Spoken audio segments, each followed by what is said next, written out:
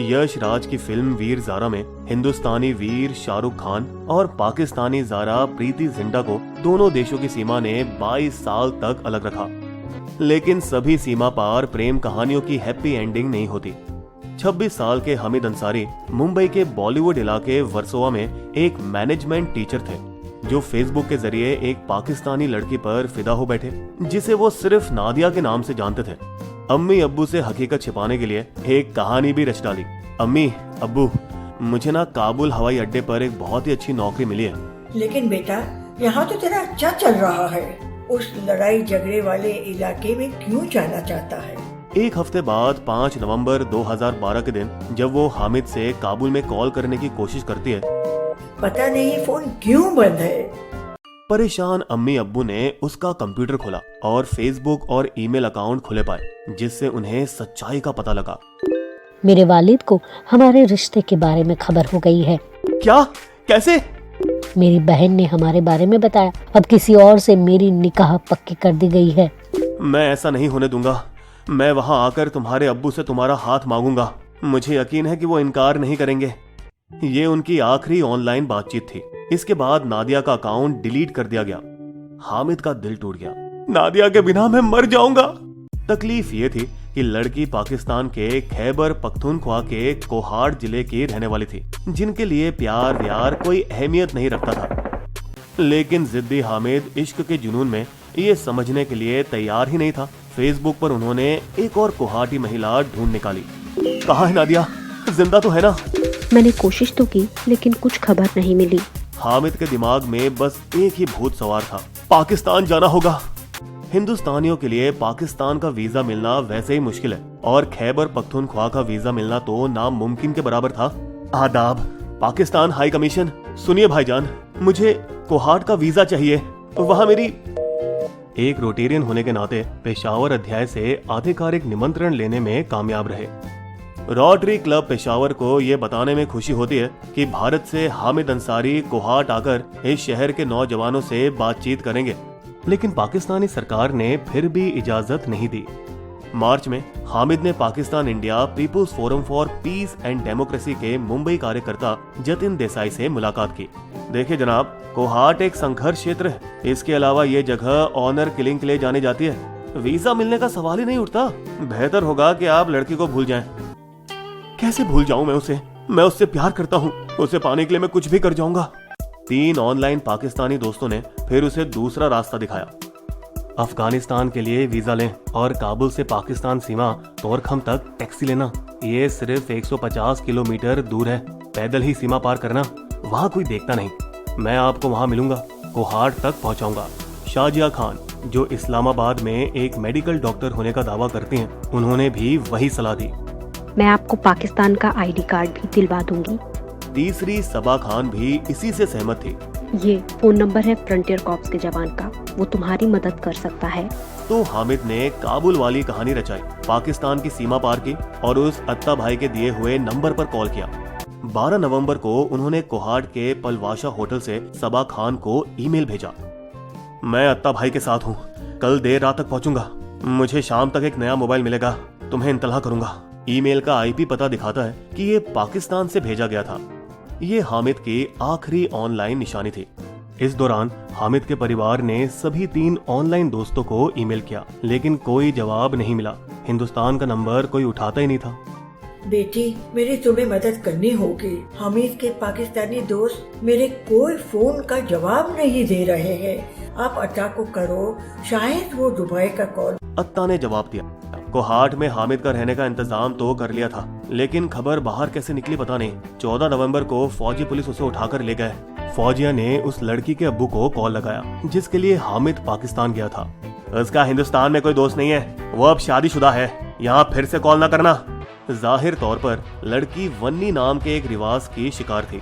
तुम्हारे जुर्म की वजह से मुआवजे के तौर पर आपकी लड़की नादिया का निकाह दुखित परिवार में किया जाएगा। आप अपने कागजात दिखाइए। ये अभी भी स्पष्ट नहीं है कि किसने हामिद की पहचान बता दी, लेकिन जैसे ही वो ऑनलाइन प्रेमिका के घर जाने के लिए निकला, जरा थैला खोलिए। हिंदुस्तानी कागजात। जतिन देसाई, जिससे हामिद ने वीजा पाने की कोशिश में मुलाकात की थी, एक दिन अखबार उठाया और पढ़कर हैरान रह गए। भारतीय जासूस हामिद अंसारी पाकिस्तान में गिरफ्तार। ये तो बुरी तरह से गया, अब इसे लोग पक्का जासूस समझेंगे। वो हामिद के अम्मी अब्बू से मिले और कराची प्रेस क्लब में अपने सभी संपर्कों का इस्तेमाल करके उसका पता लगाने की कोशिश की। ISI के नजरिए से मामला एकदम साफ था। उन्होंने उसके पास फर्जी पाकिस्तानी कागजात पाए और मुखबिर मान लिया। मिशन क्या था तुम्हारा? उसे इतनी बुरी तरह से पीटा कि उसकी आंखों का रेटिना तक फट गया। 3 साल तक जेल में अलहदगी से रखा गया और किसी से भी मिलने की पाबंदी लगा दी गई। क्या रात क्या दिन, उसे कुछ पता ही नहीं था। 24 घंटे में बस एक बार वॉशरूम जाने को मिलता था, वो भी 1 मिनट के लिए। कभी कभी तो दिनों बीत जाते थे खाए हुए। नहीं नहाने की वजह से उसके शरीर में कीड़े मकोड़े लग गए थे। थूक खून से भरा रहता था और कई बार तो बेहोशी में फर्श पर गिर जाते थे। एक दिन उनके सामने कागज पेश किया गया जो वे समझ नहीं पाए, जिस पर वे उसका हस्ताक्षर चाहते थे। एक इकबालिया बयान कि वो मुखबिर हैं। देखो ये एक ही रास्ता है, अगर हमारी मार पिटाई से बचना चाहते हो तो। लाहौर पत्रकार जीनत शहजादी, डेली नाइट खबर और मेट्रो न्यूज टीवी के रिपोर्टरों ने हामिद के गिरफ्तार होने से पहले के कदम का पता लगाने में मदद की। हमें हामिद अंसारी के पीछे का सच पता चल गया है। उसको इस मदद की भारी सजा मिली, जो हम आपको इस कहानी के आखिर में बताएंगे। पाकिस्तान के फ्राइडे टाइम्स ने हामिद की हालत पर शिवम विस का लेख प्रकाशित किया। इस ईद हामिद को घर भेजो। भारत सरकार ने 96 बार नोट वर्बल्स यानी कि राजनयिक तौर पर संवाद के माध्यम से पाकिस्तान से संपर्क किया। मुंबई की कॉलेज में शिक्षिका हामिद की मां फौजिया ने अपनी पुश्तैनी जमीन को बेचा ताकि वो अपने बेटे की रिहाई में कोई कमी न छोड़े और हर हफ्ते दिल्ली जाकर पाकिस्तान और भारतीय विदेशी कार्यालय में विनती करती रही। दोस्तों और चाहने वालों के जरिए अंसारी परिवार ने पाकिस्तान के विभिन्न अदालतों का दरवाजा खटखटाया। अप्रैल 2014 में habeas corpus Peshawar high court में दायर किया। मई 2014 में पाकिस्तान सुप्रीम कोर्ट इस्लामाबाद में अर्जी दाखिल की गई। दूसरी तरफ से कई बिचौलियों ने लाखों रुपए लेकर हामिद तक पहुंचने का वादा करके उन्हें कई बार ठगा। मौसी जी, हम आपको उनसे बात करा सकेंगे, लेकिन इसमें कुछ पैसे खर्च होंगे। अंत में पेशावर हाईकोर्ट, पाकिस्तानी सरकार इस अदालत को बताए कि हामिद अंसारी है कहाँ। माय लॉर्ड, पुलिस ने 2012 में मुंबई निवासी हामिद निहाल अंसारी को हिरासत में लिया और उसे ISI के हाथ सौंपा। पाकिस्तान में गैर कानूनी तरीके से आने की सजा 6 महीने की जेल है, लेकिन हामिद को ISI की हिरासत में 3 साल से ज्यादा रखा गया।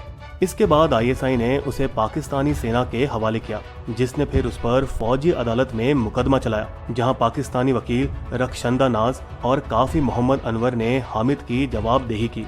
ये सिर्फ प्यार का मारा एक दीवाना है, ये जासूस नहीं है। यहाँ तक कि वो नादिया की भी गवाही लेने में कामयाब रहे, वही लड़की जिसके चक्कर में हामिद पाकिस्तान आया था। हाँ, वो खास तौर से मुझसे ही मिलने आया था, लेकिन वो नाकामयाब रहे। 15 दिसंबर 2015 के दिन हामिद को एक नकली पाकिस्तानी पहचान पत्र रखने के आरोप में 3 साल की सजा सुनाई गई और पेशावर सेंट्रल मर्दन जेल में भेजा गया। इस बार उसके साथ कुछ बेहतर व्यवहार किया गया और वे अपनी माँ के साथ भी बात कर पाया। अम्मी, मैं ठीक हूँ, मैं जल्दी वापस आऊंगा, मेरा वादा है। खुदा पर भरोसा करते हुए हामिद की माँ कैलेंडर के एक एक दिन गिनती रही। जेल में हामिद का हौसला कायम रखा एक अनोखी चीज ने, खिड़की के ग्रिल पर अंकित एक नाम ने। ये नाम मुझे घर की याद दिलाती है।